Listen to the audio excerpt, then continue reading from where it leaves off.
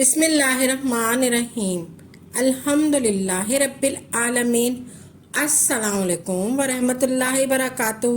میری پیاری بہنوں، بھائیوں اور بزرگوں، میں اپنے چینل اسلامک ہادی امین میں خوش آمدید کہتی ہوں اور دعا کرتی ہوں اللہ رب العزت آپ لوگوں کو خوش و خرم رکھے اور آپ پر برکتیں اور رحمتیں بارش کی طرح برسے۔ نماز پڑھنے کے بعد ہاتھوں کی انگلیوں پر تسبیح فاطمہ پڑھی جاتی ہے۔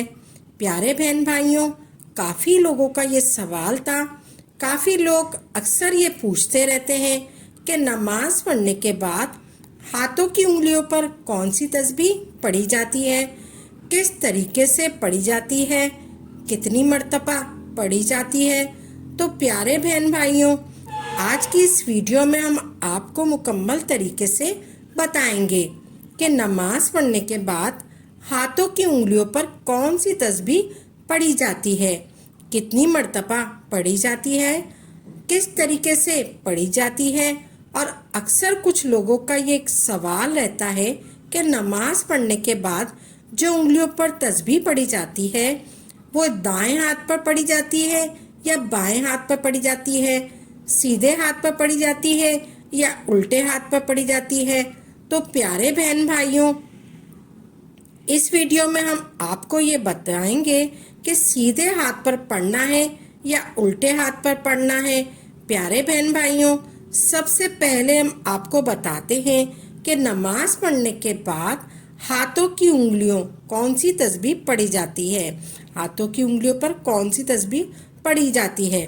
پیارے بہن بھائیوں، بہتر یہ ہے کہ آپ وہ تسبیح پڑھیں جو خود ہمارے نبی صلی اللہ علیہ وآلہ وسلم نے اپنی پیاری صاحبزادی حضرت فاطمہ الزہرا کو بتائی تھی۔ جب بتائی گئی تھی، کیسے بتائی تھی، یہ ہم آپ کو بتاتے ہیں۔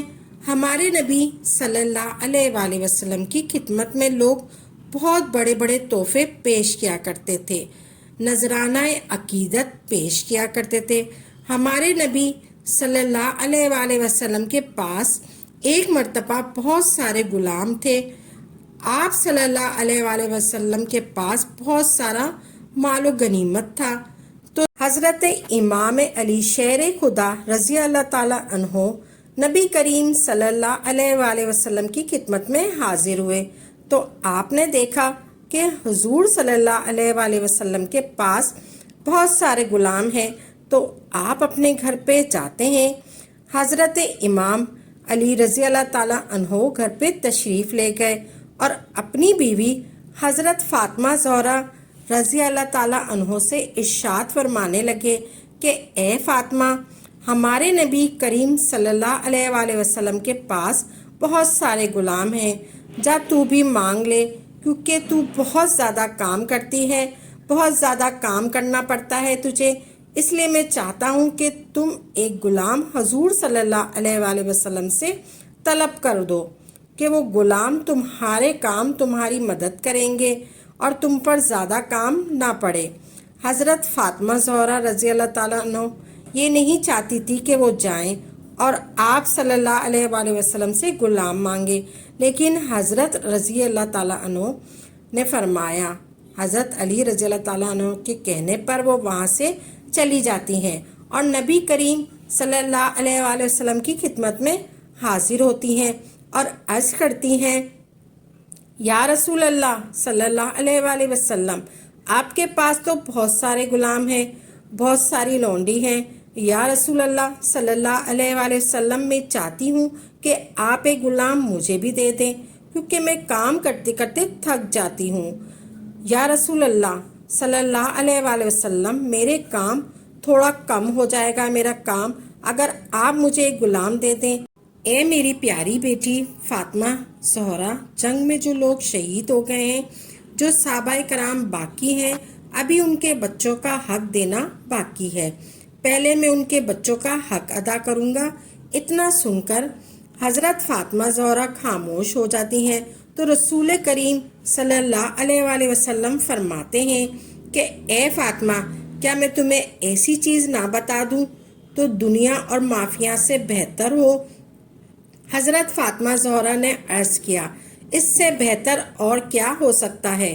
تو نبی کریم صلی اللہ علیہ وآلہ وسلم نے ارشاد فرمایا کہ اے میری پیاری بیٹی فاطمہ، جب تم نماز پڑھ لیا کرو تو نماز سے فارغ ہونے کے بعد اپنی انگلیوں پر گن کر 33 مرتبہ سبحان اللہ، 33 مرتبہ الحمدللہ اور 34 مرتبہ اللہ اکبر پڑھ لیا کرو۔ 33 مرتبہ سبحان اللہ، 33 مرتبہ الحمدللہ اور 34 مرتبہ اللہ اکبر پڑھ لیا کرو۔ جو تھکان تم پر ہوگی وہ تھکان بھی ختم ہو جائے گی، جو مصیبت ہوگی وہ مصیبت بھی ختم ہو جائے گی۔ اللہ تبارک تعالیٰ اس تسبیح کی برکت سے تمہاری ساری مشکلیں دور عطا فرمائے گا۔ تو پیارے بہن بھائیوں، اس کو تسبیح فاطمہ کہتے ہیں۔ آپ حضرات بھی نماز پڑھنے کے بعد یہی تسبیح پڑھا کریں جو ہمارے پیارے نبی صلی اللہ علیہ وآلہ وسلم نے اپنی پیاری صاحبزادی حضرت فاطمہ الزہرا رضی اللہ تعالی عنہا کو بتائی تھی۔ جو آپ یہ تسبیح پڑھیں گے تو آپ کی تھکان بھی دور ہو جائے گی، آپ کے جسم کو بھی فائدہ ہوگا، آپ کی دعائیں بھی بارگاہ پروردگار میں قبول ہو جائے گی۔ پیارے بہن بھائیوں، آپ اس تسبیح کو پڑھا کریں، یا اس کے علاوہ آپ کلمہ بھی پڑھ سکتے ہیں، لا الہ الا اللہ بھی پڑھ سکتے ہیں۔ آپ اس کے علاوہ کلمہ بھی تسبیح فاطمہ کے ساتھ پڑھ سکتے ہیں کہ رسول اللہ صلی اللہ علیہ وآلہ وسلم اس طرح آپ کلمہ بھی پڑھ سکتے ہیں۔ ہم آپ کو بتاتے ہیں کہ آپ کو یہ تسبیح سیدھے ہاتھ پر پڑھنا ہے یا الٹے ہاتھ پر پڑھنا ہے۔ کچھ لوگ تو سوچتے ہیں یہ تسبیح سیدھے ہاتھ پر پڑھنا چاہیے، اور کچھ لوگ سوچتے ہیں کہ الٹے ہاتھ پر بھی پڑھ سکتے ہیں۔ کچھ لوگ یہ سوچتے ہیں کہ سیدھے ہاتھ پر ہی پڑھ سکتے ہیں۔ پیارے بہن بھائیوں، اس تسبیح کو آپ سیدھے ہاتھ پر بھی پڑھ سکتے ہیں اور الٹے ہاتھ پر بھی پڑھ سکتے ہیں، کسی بھی ہاتھ پر پڑھ سکتے ہیں۔ اس کو پڑھنے سے کوئی بھی خرچ نہیں ہوگا۔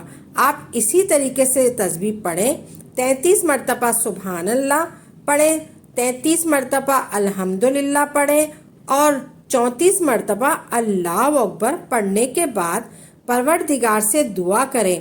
ہم بھی دعا کریں گے انشاءاللہ تبارک تعالیٰ اس تسبیح کی برکت سے آپ کی دعا قبول ہو جائے گی۔